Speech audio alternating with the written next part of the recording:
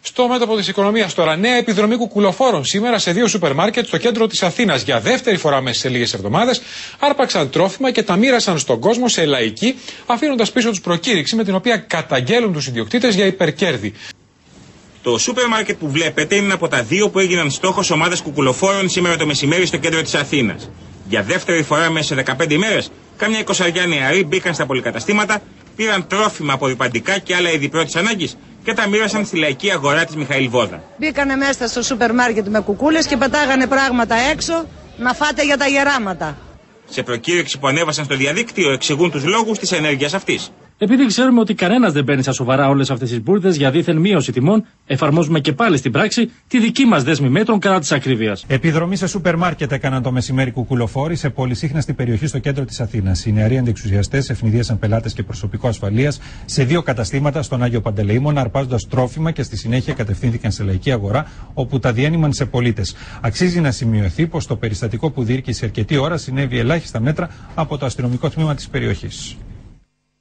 Βρίσκουν τι θα κάνουν. Αυτό δεν είναι δημοκρατία. Αυτό λέγεται φασισμός. Αστυνομία δεν είχε εδώ στην περιοχή τίποτα. Αν υπάρχει, δεν υπάρχει. Τι είναι αυτό που είπες τώρα, τι ήταν αυτό? Αστυνομία. Δεν το γνωρίζουμε καθόλου, παιδιά. Επιδρομή για πιάτσικο σε σούπερ μάρκετ και στη συνέχεια με απίστευτο θράσος διανομή των κλοπημαίων και μάλιστα χέρι με χέρι σε αμήχανους πολίτες στη λαϊκή της γειτονιάς. Δεν πήρε κανένας τίποτα. Μία κυρία καθόταν εδώ, με το ζόρι της ανοίξανε το καλάθι και της βάλανε.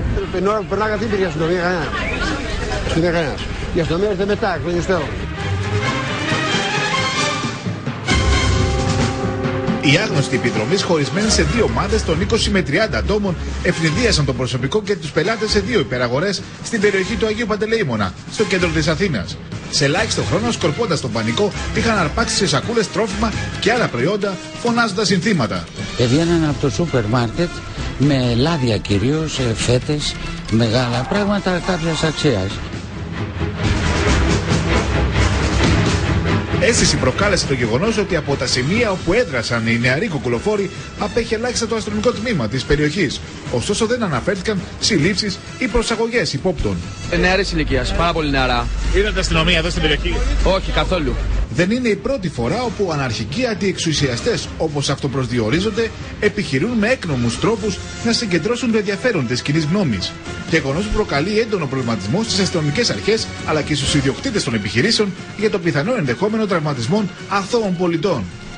Για δεύτερη φορά μέσα σε 2 εβδομάδες, αντιεξουσιαστές μοιράζουν είδη πρώτης ανάγκης σε μισθωτούς και συνταξιούχους, αντιδρώντας στην ακρίβεια. 2 ομάδες από τουλάχιστον 10 άτομα μπήκαν σε 2 σούπερ μάρκετ στον Άγιο Παντελεήμονα και αφού γέμισαν τσάντες με τρόφιμα, τα μοίρασαν σε καταναλωτές που βρίσκονταν σε λαϊκή της περιοχής.